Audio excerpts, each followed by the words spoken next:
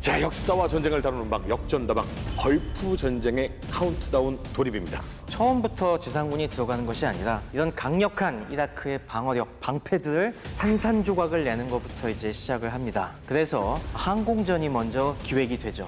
이를 위해서 수많은 공군들, 다국적국 공군들이 사우디에 있는 수많은 기지로 집결을 하고 또 페르시아만에는 해군 함정들이 몰려듭니다.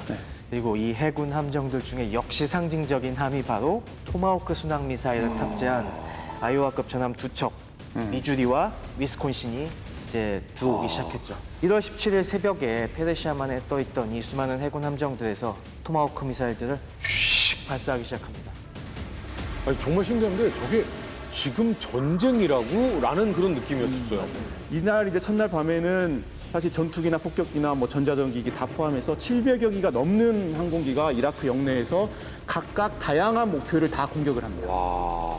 이제 우리가 항공작전에서 공중우세, 쉽게 말하면 제공권입니다. 이거를 장악을 하게 됐다. 그러면서 이제부터는 중고도 저고도 이런 거 고도를 가리지 않고 모든 공역을 사용해서 이라크 국내 거의 대부분의 전략 폭격 목표를 타격을 하게 됩니다. 프리어택이 이제 가능해졌다 상황인 하는 거죠. 네.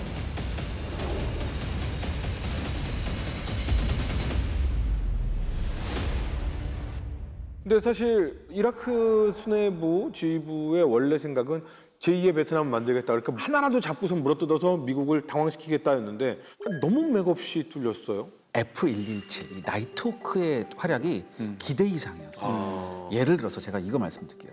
걸프전 당시 투입된 미군 전체 전술기 중에서 이 F117이 차지하는 비중이 몇 %인지 아십니까? 엄청 적을 것 같은데요? 2.5%였습니다. 2.5%요. 근데 이게 진짜 한 줌밖에 안 되는 2.5%였거든요. 네. 근데 이게 중요한 게 뭐냐? 이 F117 혼자서 미군이 설정한 이라크의 중요 목표물 40%를 파괴합니다. 그 2.5%. 활약이 엄청난데. 네. 특히 바그다드 시내에서는 12개의 중요 시설, 이거를 얘가 혼자 가서 다 두들겨 없어요. 더군다나 놀라운 사실은 이 F117의 걸프전에서의 작전 성공률은 100%입니다.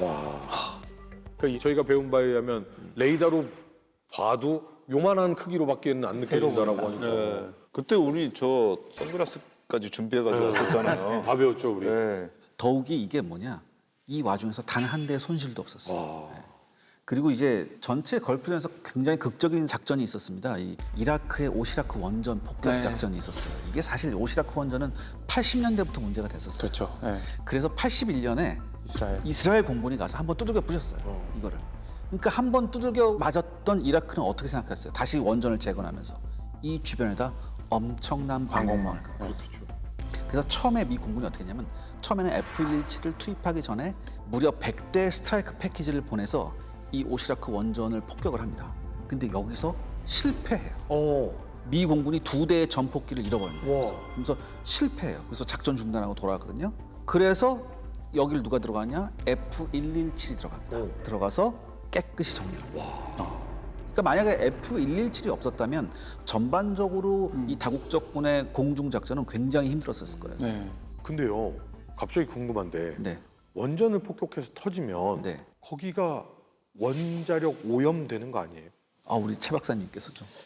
네, 얼마나 파괴하냐에 따라 다르겠지만은 완전히 파괴해서 지금 원자로가 노출될 정도로 부셔버리면은 당연히 그 안에 체르노빌처럼 핵물질이 다 튀어나오면서 심각한 오염이 되겠지만은 여기서 기도한 건 그 정도는 아니거든요. 그리고 원전은 어마어마하게 튼튼한 콘크리트로 이제 강화해서 만들어 놔요. 그래갖고 적당하게 때리면은 이 콘크리트 벽 자체가 와르르 주저앉으면서 원자로 자체를 매몰시킬 수가 있죠. 그러면 괜찮아요? 네, 그러면은 그 아예 뚜껑이 씌워진 상태에서 그냥 주저앉아 버리니까. 그러니까 뭐 그 안에는 오염이 되겠지만은 뭐 사막 한가운데니까 그 오염이 크게 퍼져나갈 일도 없고. 그리고 뭐 설령 그렇게 원자로가 무너지지 않더라도 주변의 여러 시설들이 다 망가지면은 원자로가 기능을 할 수가 없거든요. 정지가 돼 버리거든요. 그걸 이용을 해서 뭐 핵 개발 더 이상 할 수가 없죠. 그리고 그렇게 한번 폭삭 무너지게 되면은 복구도 못 해요. 그 다음에는 당연히 들어가다가는 다 방사능 오염이 될 테니까. 그다음에 또 중요한 게 AWACS, 즉 공중조기경보 통제기의 활약입니다. 네. 이때 E3가 했었는데 이거 생각해 보세요. 우리가 보통 걸프전 하면 그래도 미국 공군이 가서 다 했다. 근데 영국 공군도 왔고, 그다음에 프랑스 공군도 왔고 뭐 많이 왔거든요. 근데 문제는 뭐냐? 서로 통신이나 이런 게 데이터 링크 같은 게 이때는 그렇게 원활하지 못했어요. 그렇다면 뭐냐? 얘가 떠서 공항 같은 역할을 해야 되는 거예요. 공항 관제탑 역할을 해야 되는 거예요. 일일이다. 근데 그 역할을 이 E3가 완벽하게 수행합니다. 그래서 그 전까지 뭐가 있었냐면 이 AWACS라는 게 너무 돈만 잡아먹는 하마 아니야? 돈 먹는 하마 아니야? 이렇게 생각했는데 벌프전을 겪고 나서는 인식이 완전히 바뀌죠. 이게 없으면 앞으로 전쟁을 할 수 없겠구나. 이런 생각이 들죠. 항공작전의 기본 중에 기본이죠. 예. 네. 근데 얘는 왜 돈이 많이 들어요? 저 안에 들어가는 레이더의 비용이 어마어마하게 비싸요. 우리가 보통 스텔스 전투기 운용 비용이 비싸다고 하죠. 네. 얘가 더 비싸요. 이제 걸리지도 않고 뭐 다 때리다가 이제 뭐 자유 공격했잖아요. 네. 더 이상 이제 폭격할 것도 없고 이제 지상 작전 하면 되는 거 아닙니까? 1월 30일 날 슈어츠코프 장군이 대장이 발표를 합니다. 작전 목적 대부분을 달성했다. 항공작전으로. 그러면서 이제 공군한테 요구를 했던 게 뭐냐면 이제는 조금 전략 폭격을 조금 덜 하더라도 쿠웨이트에 있는 이라크군을 좀 고립을 시켜야 되지 않느냐. 그러니까 이라크 군의 후방 보급선을 차단하는데 좀 집중을 해달라. 이제 전선 차단 작전인 겁니다. 그러다가 2월 7일에 와서는 또 슈아츠코프가 어떤 주문을 하냐면 이제는 쿠웨이트에 있는 이라크 군대를 좀 직접적으로 좀 더 많이 공격을 해라. 너희가 지금까지 하고 싶은 전략 폭격 많이 했으니 우리 육군에서 원하는 걸 조금 해달라는 이제 주문이었던 겁니다. 아예 직접적인 지상군 공격. 네, 그래서 2월 7일부터는 기존의 전략 폭격 그래도 공군은 고집이 있죠. 계속 전략 폭격 계속 합니다. 그러면서 이제 위에 사령관이 원했던 후방 차단 작전과 지상군에 대한 직접적인 공격을 이제 계속 가미를 하면서 이라크군을 이제 공격을 하게 되는 거죠. 그래서 그때 공군이 만들었던 게 뭐냐면 킬박스를 만들어요. 저기 보면 한 변이 48km 정도가 되는 정사각형입니다. 깔끔하게 만들. 네, 깔끔하게 그리드를 딱 이렇게 만들었죠. 그래서 그걸 하나를 만들면은 그 하나 안에 B-52, F-16, A-10, 뭐 F-18 이런 다양한 항공기를 통합해서 여기를 때리겠다는 겁니다. 그래서 또 이제 킬박스 하나도 4개로 또 부단을 해요. 그래서 4개에다가 각각의 또 공격 부대를 할당해서 일정 기간 동안 공격을 전담하고 또 다음 거 하고. 그러니까 그 작은 박스는 계속 공격을 받는 거예요. 순환해서 계속 돌아가기 때문에. 저게 태평양 전쟁 때도 그러더니 미 공군은 저렇게 박스 나누는 게 어떤 특기예요? 그리고 효율적이잖아요. 저게 가능했던 게 뭐냐면 이게 사막이라서 또 가능합니다. 맞아요. 저게 이제 산악이나 강이나 뭐 이런 게 엄청나게 복잡한 지형 같으면은 딱 맞게 떨어질 수도 없어요. 사막 지역이다 보니까 하늘에서 보기에는 잘 보이거든요. 그러니까 우리가 유고내전 보면은 코소보 상공작전 하잖아요. 잘 안 됐다고 맨날 이야기하는 게 거기는 워낙 산악 지역이고 숨을 데도 많고 한데 사막은 이제 그런 게 항공작전 하기 너무 좋은 곳이죠. 그래서 저런 걸 해놨고 2월 14일 날은 한 가지 사건이 하나 발생을 합니다. 네. F-117 2기가 바그다드 시내에 있는 방공호를 폭격을 합니다. 공군에서는 여기에 이제 군인들만 있다라는 정보를 받고 폭격을 했는데 사실 여기에는 시민들이 있었습니다. 아이고. 그리고 여기 400명 정도가 죽은 참사가 일어났죠. 그래서 여기가 이제 백악관에게도 그 소식이 전해져서 백악관은 이제 정치적 부담 때문에 앞으로 바그다드는 공격하지 말아라. 그래서 이후부터는 바그다드가 공군의 폭격 대상에서 제외가 되는 그런 일이 일어나게 됐고요. 그래서 결국 2월 14일부터는 이제 거의 지상작전 일어나기 전 20일까지는 이라크 군 진지에 대한 폭격에 좀 더 이제 집중해서 이루어지게 됩니다. 그래서 출격 획수가 이때 거의 1회 평균 한 880소티 정도. 어마어마하게 많은 소티가 일어났고 결국에는 이때부터 탈주병들이 보이기 시작했다고 해요. 그러니까 그 말은 뭐냐면 이라크군의 전선이 붕괴할 조짐이 이때부터 생기게 됐다. 그래서 결론적으로 이야기를 드리면은 지상 작전이 아직 우리 단계에서는 할지 안 할지 모릅니다. 근데 항공 작전만으로 거의 한 38일 정도를 했는데 10만여 티, 여소티. 어떤 기록에서는 11만 소티라고 이야기한 데도 있습니다. 이게 당시로서는 가장 긴 기간 동안 항공 단일 작전이었습니다. 그 기록을 깬 게 이제 코소보였죠. 그리고 아직도 남아있는 기록은 뭐냐면 그 기간 동안 가장 많은 소티를 퍼부은 비행기가 떴던 어떻게 보면 인류 역사상 가장 강력했던 항공작전이다라고 좀 보고 싶습니다. 그러니까 저희가 태평양 전쟁할 때 우리 좀 단독으로 좀 군대 좀 운용할 수 있게 좀 도와줘요 하면서 이렇게 했던 그 공군이. 전략 폭격 그렇죠. 공군이 네. 이제는 정말로 가장 강력한 군의 전략이 되어버렸네요. 그렇죠. 그리고 이때 공군은 기존처럼 융단 폭격 이런 개념이 아니라 이제 나름의 타겟을 해서 정확하게 폭격하려고 하는 이제 그런 공군들. 그러니까 민간인들의 피해를 최소화하면서 본인들이 원하는 효과를 얻으겠다라는 나름의 어떤 최첨단 아이디어로 무장했던 공군의 활약이 있었다. 물론 그 평가가 뭐 좀 엇갈릴 수는 있겠지만 그들은 그런 의도대로 이 항공작전을 수행을 했다라고 좀 볼 수 있을 것 같습니다.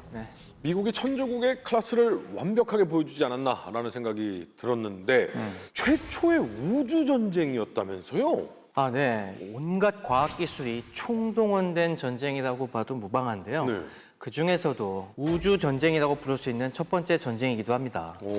저는 몰랐어요. 우주 전쟁이라고 하면은 우리 스타워즈 딱 생각나시잖아요. 네. 그리고 딱 레이건 행정부 때 1983년에 전략미사일. 네. 전략 방위구상 방위구상. SDRM을 발표하지 않습니까? 네. 그리고 거기 별명이 딱 스타워즈 프로그램이다. 스타워즈는 이제 다스베이더가 나와야 되는데 사실. I'm your father.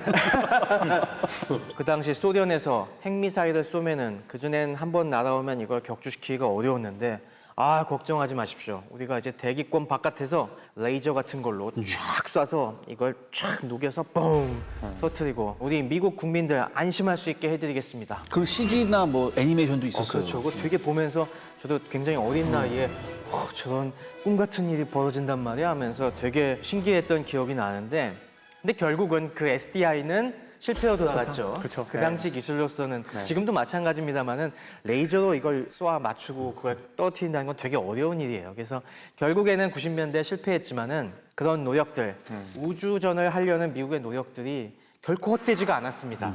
이 걸프전에서 진짜 톡톡한 위력을 발휘했는데 크게 한 세 가지 부분에 나눠서 볼 수 있을 것 같습니다. 첫 번째는 위성 통신, 그 다음이 지금 많이 쓰고 있는 GPS. 그리고 마지막이 정찰 위성. 이 세 가지일 텐데 이때 걸프전 때부터 정말 욕이 나다라고 이제 밝혀진 것이 GPS였습니다. 지금이야 저희가 스마트폰 들고 다니면서 어디서나 지금 위치가 정확하게 뜨니까 이거에 대해서 별로 신기하지 않으시겠지만은 불과 90년대만 하더라도 이건 진짜 상상도 할 수 없었던 기술이었지 않습니까? 제가 2006, 7년도에 소대장 할 때도 GPS가 있었는데 이만한 기기였어요. 그래서 일부 막 부소대장 같은 경우는 미국 거 사와지고 이 조그마한 게 있어 미국에서는 그런 거 썼던 시기가 있었던 것 같습니다. 이것 때문에 거짓말을 못 하잖아요. 어디 가 있으면 위치가 바로 뜨니까. 하긴 생각해보면 90년대 중반까지도 핸드폰 가진 사람이 없었죠. 네. 네. 우리 그때 어디 처음 가는 지방 가려고 하면 우리 지도책 두꺼운 거 있었어요. 그게 더 전국 당연한 맞아요. 그거 그래서 봤어요. 몇 번 국도 타야 되고 막 이런 거. 와, 90년대 중반까지도 그랬네. 이걸 가능하게 해준 게 바로 GPS인데 이 GPS의 원리에 대해서 정확하게 모르시는 분들이 많아서 제가 한번 설명을 드리도록 하겠습니다. GPS라는 거는 지구 상공에 떠 있는 GPS 위성들을 이용을 해서 나의 위치를 알아낸다는 것인데요. 이게 말로만 들으면은 뭐 그럴 법하기도 한데 사실 되게 신기한 거예요, 이게. 이게 어려워요?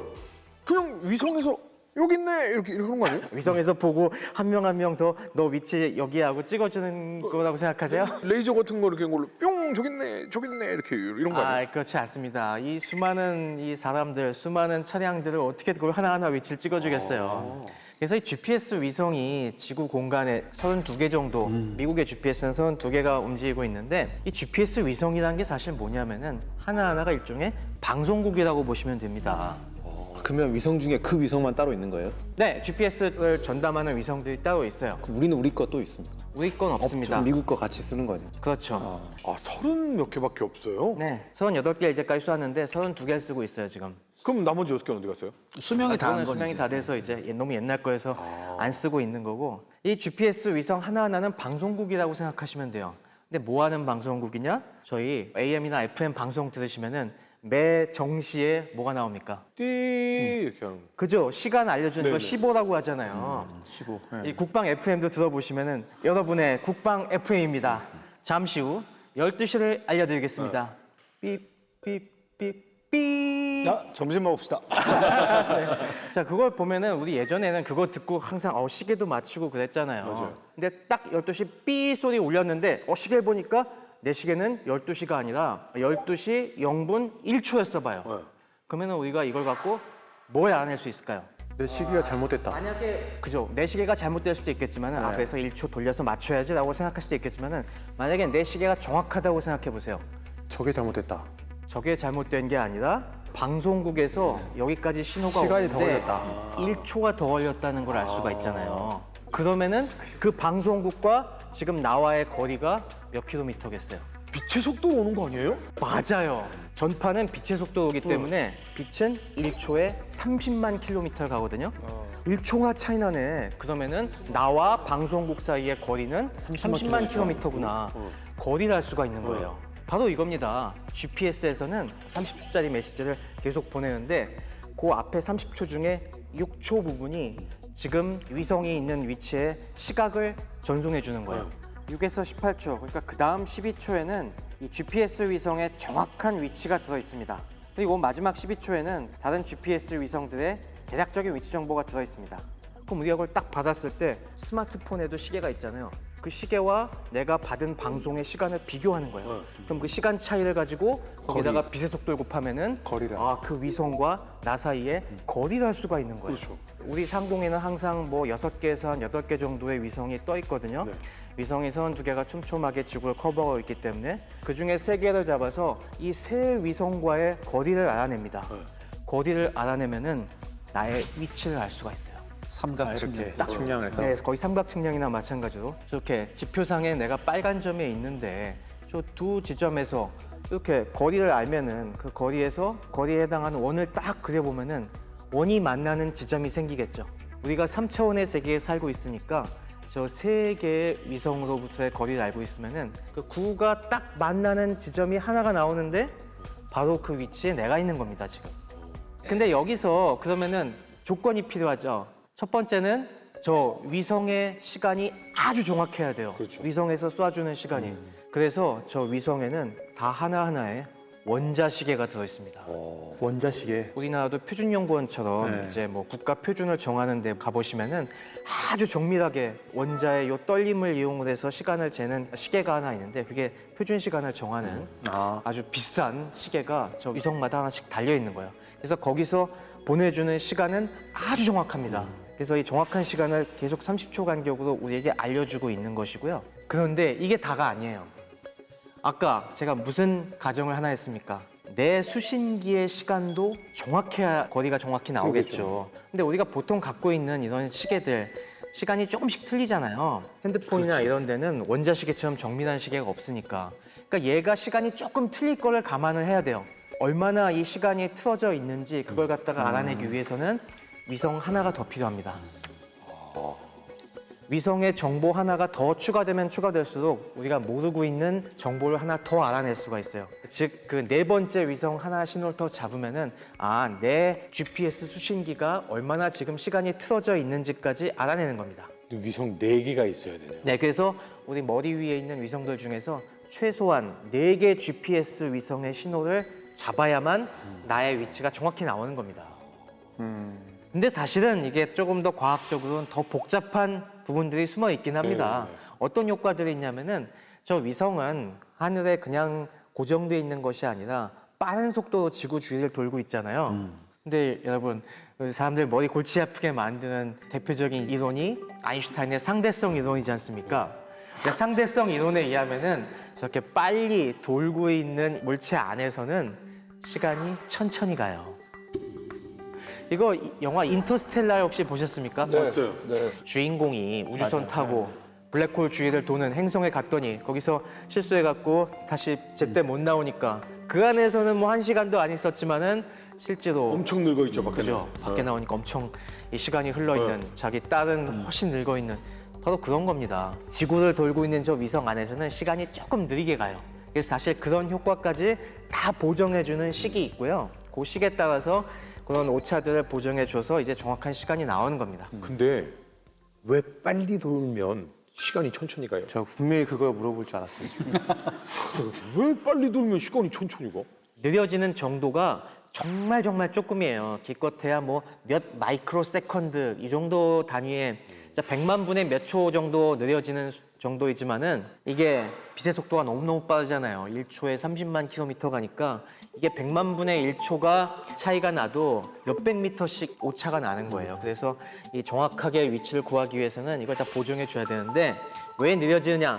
이건 상대성 이론이 너무 복잡하니까 나중에 한번 제대로 설명을 드리도록 하겠습니다. 제가 설명드리겠습니다. 롯데월드 이런 데 가서 이거 타는 거 있잖아요. 엄청 빨리. 근데 한 10초만 타고 온 것 같은데 기다리는 사람들은 한 3분 기다렸다고 합니다. 죄송합니다. 죄송합니다. GPS가 그 당시에는 걸프전 때만 해도 굉장히 초창기 기술이었어요. 이게 70년대부터 쏘기 시작했는데 GPS가 제대로 기능을 하려면은 지구상에 최소한 24대의 위성이 있어야 돼요. 왜 24대냐면은 그래야 지구상 어딜 가더라도 커버가 돼요. 24시간 최소한 4개의 위성 전파를 받을 수가 있어요. 그런데 이 당시에는 16개밖에 못 쏜 상태였습니다. 그래서 사실 걸프전 당시에는 GPS를 갖고 있어도 24시간 위치 추적이 안 됐어요. 한 19시간 정도밖에 커버가 안 됐던 안 상황이었습니다. 되는 시간대가 있군요. 네, 이 GPS 위성은 군용으로만 쓰려고 미국이 비장의 카드로 쐈는데 군용으로 만들었죠. 예. 그렇죠. 그랬는데 이게 민간에게도 개방되기 시작한 게 참 안타깝지만은 이 80년대 칼 007 사건, 우리 칼기가 항법 장치의 문제 조작 실수로 인해서 소련 영공 쪽으로 들어갔다가 소련 유격기에 격추됐지 않습니까? 맞습니다. 그게 전 세계에 큰 경각심을 불러일으킨 게 그 당시 계속 이용했던 자이로스코프를 이용한 관성항법은 이렇게 위치를 틀릴 수 있다. 하도 여론이 들끓으니까 그때 레이건 대통령이 이 GPS를 민간에게도 개방하자. 그때 결단을 내렸죠. 다만 민간은 조금 부정확하게 이 안에다가 쏴주는 그 방송에다가 쉽게 얘기하면 잡음을 섞은 겁니다. 이 노이즈를 섞어갖고 위성의 위치를 정확하게 알려주는 게 아니라 조금 다르게 난수를 섞어갖고 오차를 넣어주는 거예요. 그래서 그 당시에 군용은 그 오차가 한 7m에서 10m 정도 났는데 민간용은 그런 잡음을 섞어갖고 한 거의 100m 정도 오차가 나게. 또 100m 정도 차이가 나도 뭐 비행기 제대로 저게 영공으로 안 들어가는 데는 무리가 없었으니까 그렇게 썼었어요. 근데 이때 문제가 또 하나 발생했습니다. 걸프전 때는. 갑자기 GPS 장비가 너무 많이 필요해지는 거예요. 그렇잖아요. 수많은 이 전차, 장갑차, 차량들이 작전을 해야 되는데 GPS 써보니까 좋거든. 나도 위치하면은 이 사막 폭풍이 불어도 길 안 잃고 갈 수 있겠다 하다 보니까 저도 GPS 주세요. 우리도 GPS 주세요. 막 하는데 그 당시 군용 GPS 장비는 너무너무 무겁고 비쌌습니다. 무거운 게 기억납니다. 네. 그 당시 차량에 탑재하는 이런 GPS는 무게가 무려 8kg에다가 가격이 45,000달러였어요. 이걸 많이 보급할 수가 없잖아요. 그때 이런 거는 겨우 550대밖에 지급이 안 됐고 조금 더 작은 휴대용이라고 나온 포터블 장비가 있었는데 그것도 1.8kg였어요. 아까 그 심소령이 얘기한 그런 장비가 거의 그거였어요. 그거 들고 다녔습니다. 그거. 네. 그것도 3,500대밖에 보급이 안 됐습니다. 그러니까 4,000대 정도 갖고는 수요를 못 맞추는 거예요. 그래서 어떻게 했느냐? 야, 너네 혹시 집에 민간용 GPS 있으면 가져와라. 갖고 와. 그랬습니다. 업그레이드를 해주는 거야. 아니요. 잡음 넣는 걸 그때는 다 풀었습니다. 잡음을 안 넣고 깨끗한 전파만 보냈어요.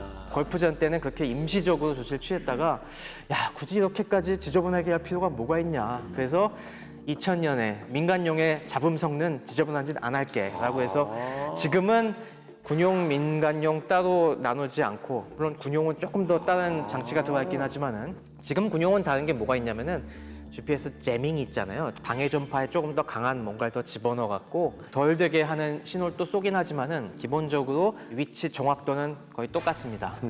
그러면 내비게이션이 본격적으로 발전한 때는 클린턴 때부터겠네요. 그렇죠. 2000년대 들어서 민수용 전파 제한도 없어지고 그리고 가격이 싸졌잖아요. 저 당시엔 민수용도 몇천 달러씩 했다고요. 근데 지금 저희 어떻습니까? GPS 안 들어가 있는 데 없죠? GPS용 모듈 뭐 심지어 10,000원 정도면 삽니다. 그러면 최 박사님은 그냥 마음만 먹으면 GPS 만들 수 있겠네요? GPS 만드는 건 아니고 이 GPS 모듈 팔거든요. 조그만 거. 그런 거에 여기저기 많이 달죠. 저희 집에도 GPS 모듈 한 10대 개 있습니다. 그 왜요? 아니 그러니까 이거죠. 아이들 가방에도 하나 달아놓고 저기 여사님 가방에도 하나 달아놓고 이제 막 이제 하는 거죠. 위치 추적기 몰래 숨겨놓은 거 아니에요, 지금? 아니 뭐 다르게 쓸 때가 있습니다. 몰래 쓰는 데가 있습니다. 그러면 20몇 대가 있어야지 되잖아요. 적어도 그래야 24시간 쏠 수 네, 있잖아요. 그럼 만약에 미국이 딱 마음 먹으면 쟤네가 미사일 딱 쐈을 때 꺼버려. 그러면 유도 미사일은 미국 없이는 어느 국가도 못 쏴요? 그럴까봐 다른 강대국들 유럽연합과 러시아와 중국이 자기네 GPS 위성을 쏜 거죠. 다 20몇 대씩 쐈어요. 네, 다 그렇게 쏴갔고요. 지금 러시아의 그런 위성들은 글로나스라는 이름이 붙어 있고 EU는 갈릴레오 그리고 중국은 물론 커버리지가 좀 작긴 하지만은 베이두, 북두, 북두 칠성의 그 북두 위성들이 있어갖고 요즘 GPS 수신기가 훨씬 더 위치가 정확해진 게 미국의 GPS 위성 신호만 읽는 게 아니라 러시아 위성, 중국 위성, EU 위성 거를 다 받을 수가 있어요. 다 받아요? 네. 그래서 훨씬 정확하게 이 측정이 가능하죠. 우리가 쓰는데 돈 내거나 이런 거는 있어. 이건 무상으로 무상으로. 지금 각국이 협정을 맺어서 하고 있는 건데 모르죠. 전쟁이 나면 또 나중에 어떻게 바뀔지. 아, 그러네요. 항상 전쟁이 나면은 딱 입 씻고 다시 뭐 잡음을 넣는다든가 아니면 전파에 무슨 또 이상한 장치를 넣어갖고 이걸 다 먹통이 되게 만들겠죠. 우리도 빨리 쌓아야 되나요, 그러면?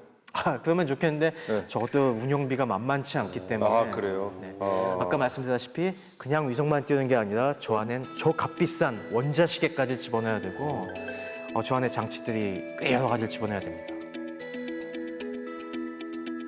GPS 위성에 의해서 떠서 어쨌건 19시간이지만은 커버리지를 해줌으로써 이 사막에서도 길을 잃지 않고 원활한 작전을 할 수 있게 되는 게 큰 혁명이었고요. 그렇죠. 예. 그 다음에 역시 정찰 자산들, 정찰 위성들이 엄청난 역할을 했습니다. GPS 위성은 GPS 따로, 이제 정찰 위성은 정찰 위성 따로. 그죠. 사실 뭐 옛날 스파이 위성들 영화에서 많이 보셨지 않습니까? 스파이 위성들 쫙 보면은 저 지상에 쭉 돌다가 쫙 확대하면은 맞아요. 아주 선명하게 보이는 막 쥐잉칙 쥐잉칙 막 이렇게 하잖아요. 그렇죠. 그 신문까지 막 보잖아요. 신문까지 보기는 그거 안 될 것 물리적으로 같아요. 좀 쉽지 않아요. 안될 것 같아요. 어떤 인물을 특정할 수는 있어요. 그래서 이게 가능했던 거는 그동안 미국이 어마어마한 정찰 위성을 많이 쏘아 올렸기 때문입니다. 그 중에 가장 유명한 것이 바로 KH-11 캐난, 다른 말로 키홀이라고 하는 정찰 위성입니다. 이 정찰 위성은 아직까지도 이게 정확한 세부 사항은 미스터리예요. 비공개인데 쉽게 생각하면 뭘 생각하시면 되냐면은 허블 우주망원경 있지 않습니까? 네. 큰 망원경으로 진짜 어마어마한 사진들을 많이 보여줬는데 그 허블 우주망원경이 우주를 보는 게 아니라 우리 지구상을 보고 있다고 생각하시면 돼요. 거의 규격이 비슷하다고 알려져 있습니다. 구경이 있지 않습니까? 이게 2.4m예요. 사람보다 더 큽니다. 그래서 이게 한 대가 아닙니다. 1970년대부터 쏘기 시작했는데 이 걸프전 당시에는 한 6대 정도가 보고 있었을 거라고 얘기를 하고 있습니다. 이게 왜 중요했냐면은 당시에 이라크도 바보가 아니기 때문에 자신들의 무기들을 꽁꽁 숨겨놓고 있었어요. 여러 가지 궤도 안에 홀을 파고 동굴 속에 숨겨놓고 갖가지 방어 대책을 세우고 있었는데 그러고 있다 보니까 위에서 그냥 사진만 착착착착 찍어서는 제대로 이게 안 드러납니다. 그럴 때 위력을 발휘한 게 뭐였냐면은 이 위성에는 적외선 카메라로 달려 있어요. 아주 미세한 적외선까지 탐지할 수 있는 그런 기능이 있는 겁니다.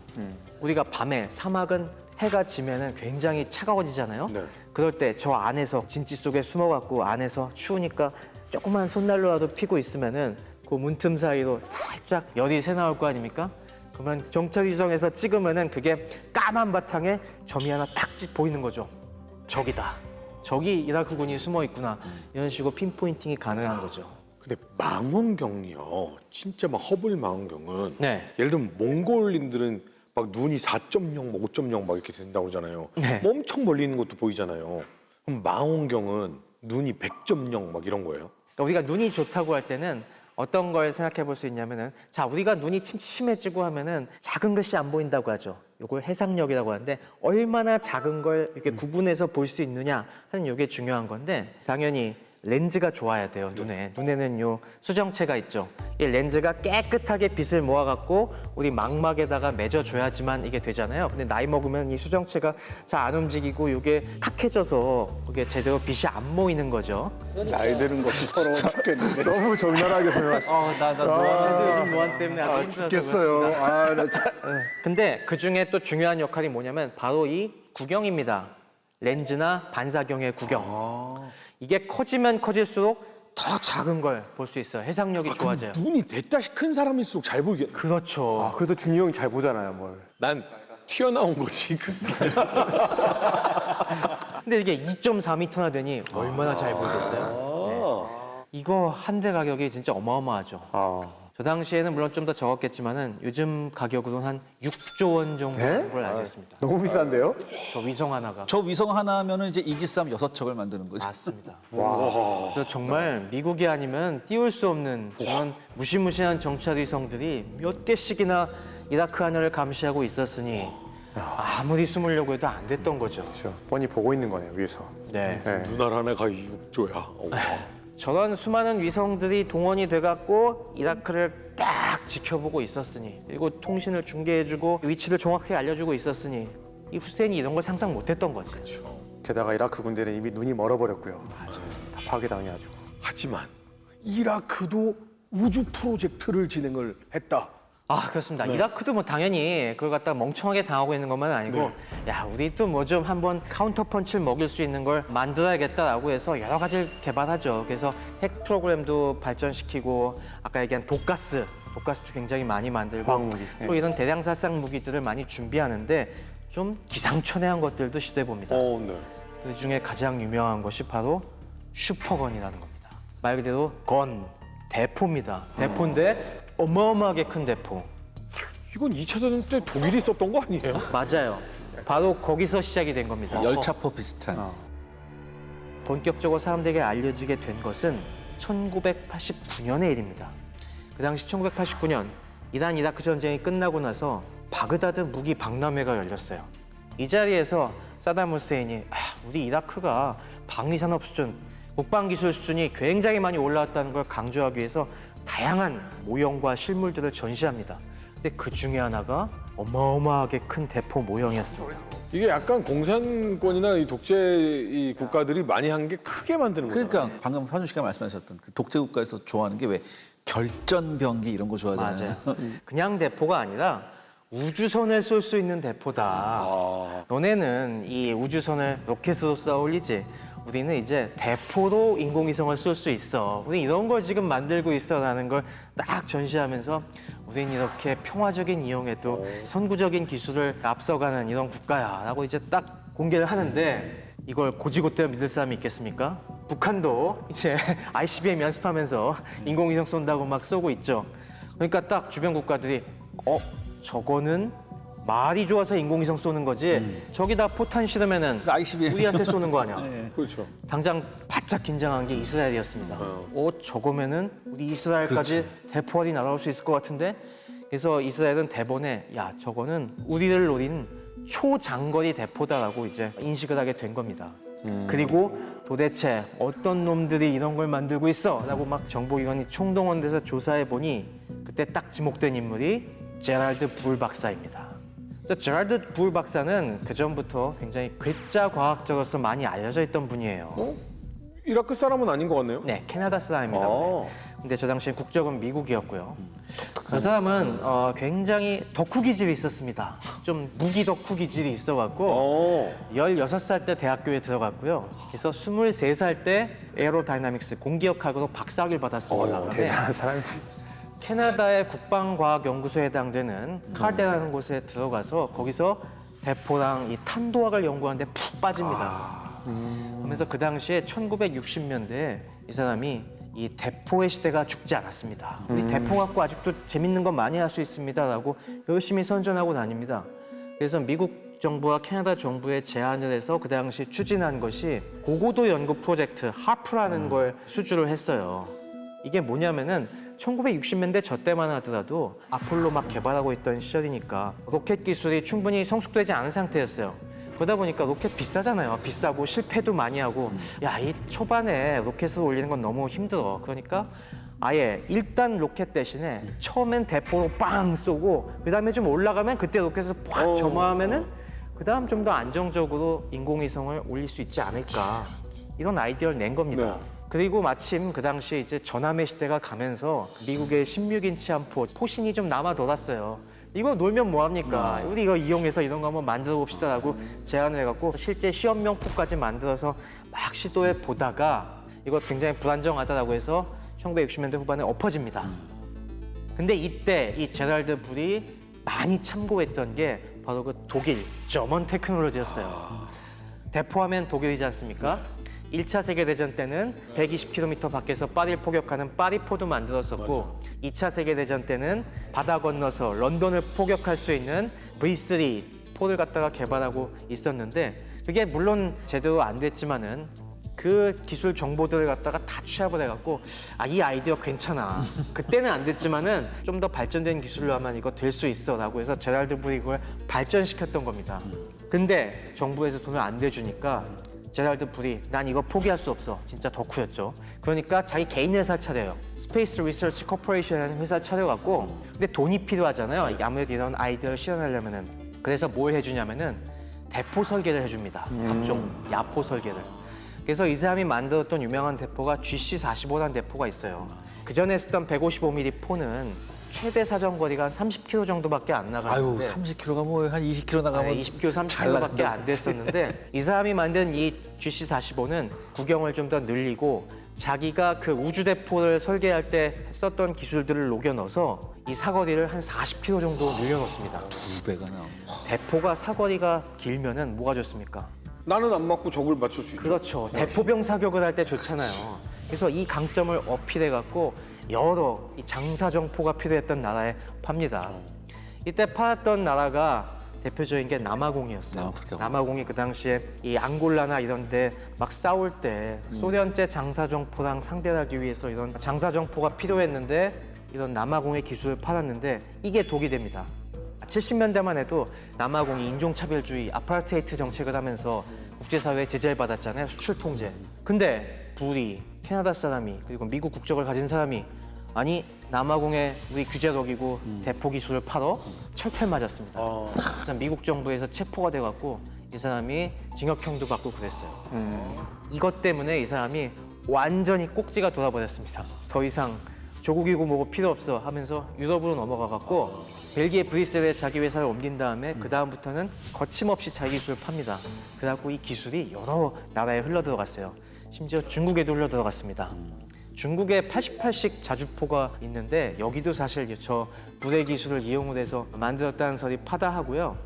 그 다음에 역시 관심을 기울인 게 이라크였어요. 후세인도 저런 장사정포에 굉장히 관심이 많았는데 어디서 기술 얻을까 하다가 제랄드 불이 막 아무데나 판다고 하니까 운영 좀 해보시지 않겠어?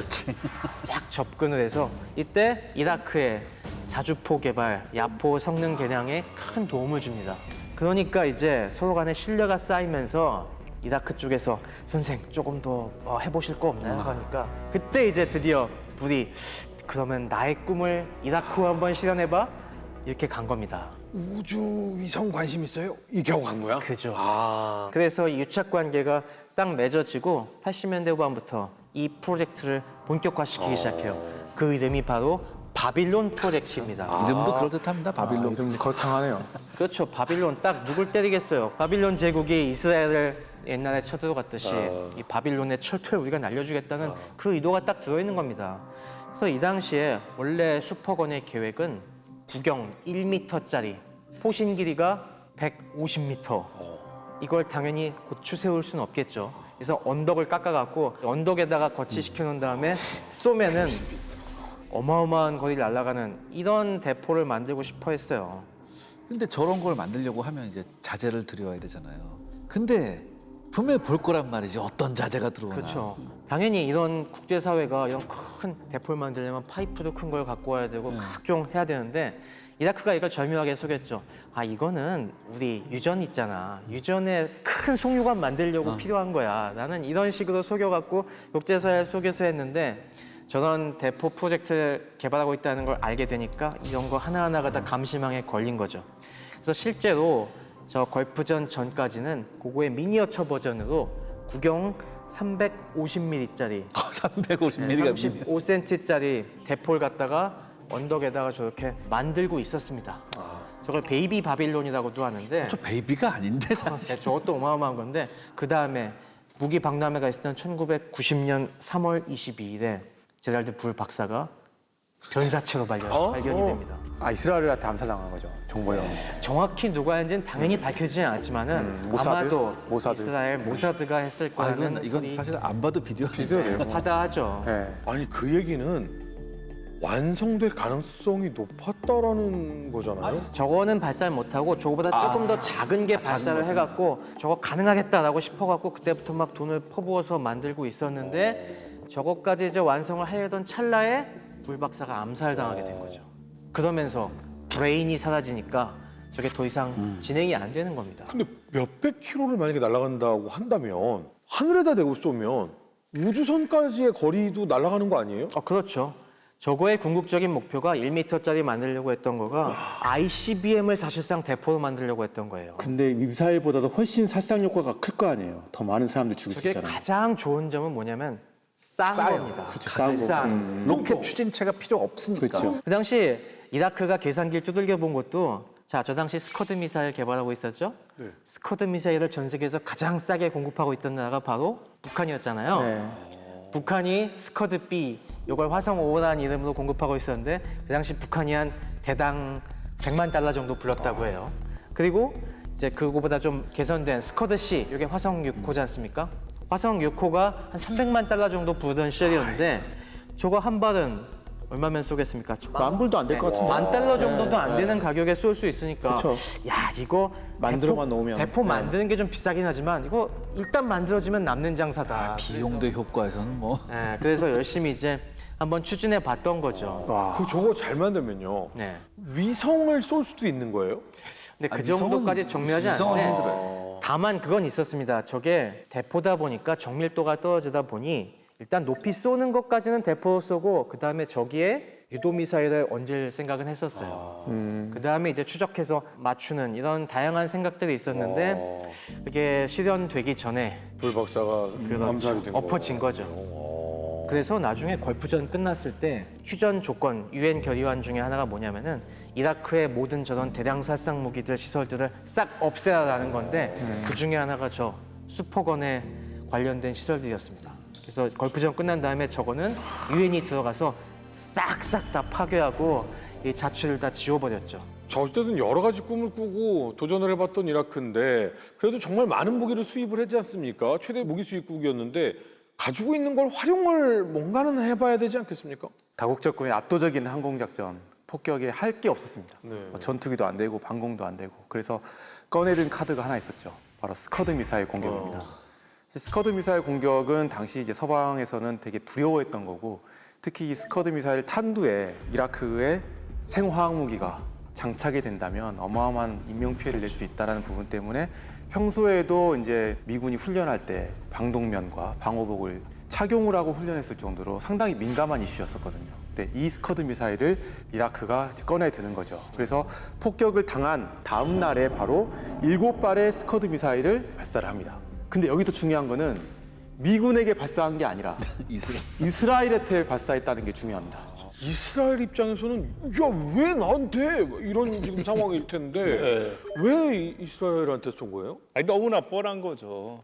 이렇게 해서 지금 아랍 쪽의 나라들이 다국적군 쪽으로 붙어 있는 거를 띄어내려고 하는 거죠. 네. 그러니까 정치 지금, 전쟁으로 네, 몰려가는 그러니까 아랍의 국가들은 기본적으로는 이스라엘에 대한 반감이 있기 때문에 이 갈등을 이라크가 쿠웨이트를 점령을 해서 온 걸로 하는 게 아니고 갈등 자체의 성격을 이스라엘과 이스라엘을 지원하고 있는 미국 그리고 이제 이라크와 아랍의 구도로 바꾸고 싶은 거예요. 이스라엘이 만약에 보복을 하러 오면 네.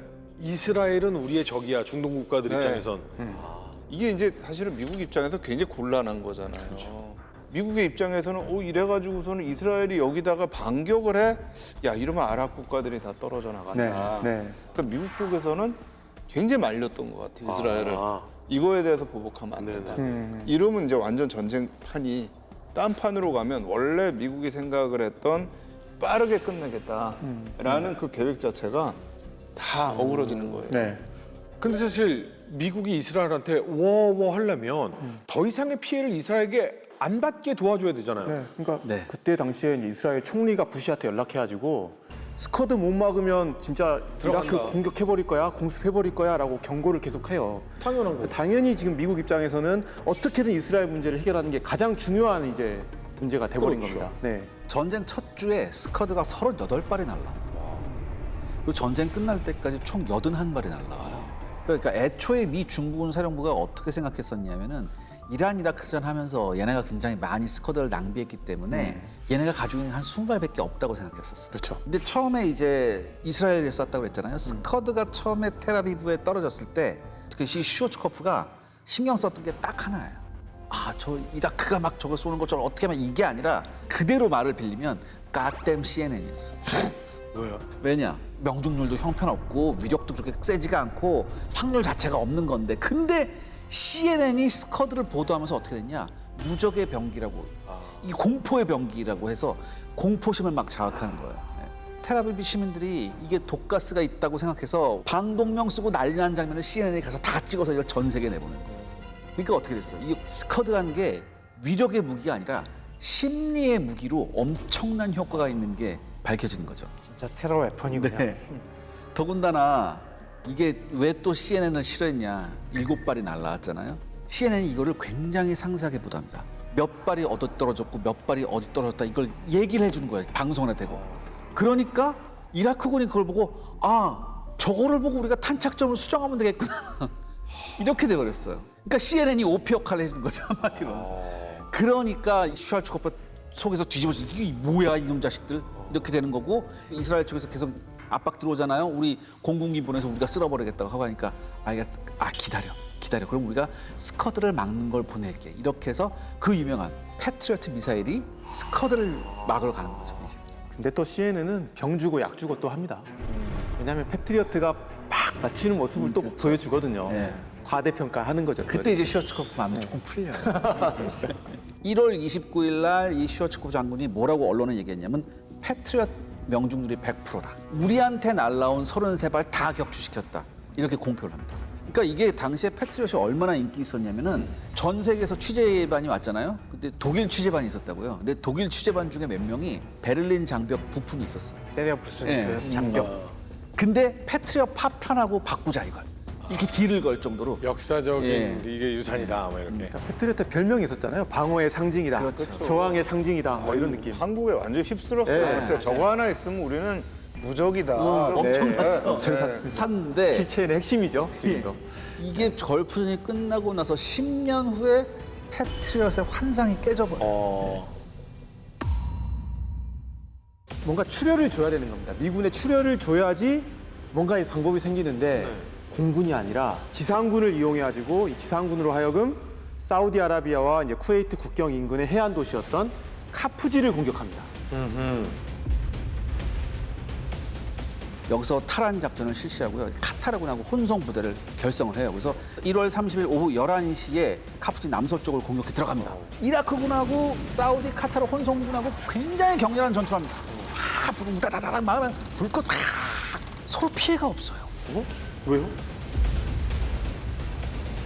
지상 작전의 목적은 뭐냐면 후세인 정권 타도가 아닙니다. 그럼요. 공화국 수비대를 섬멸하는 겁니다. 더 이상 제기할 수 없을 정도로 망가뜨리는 게 목표가 돼버리는 거죠.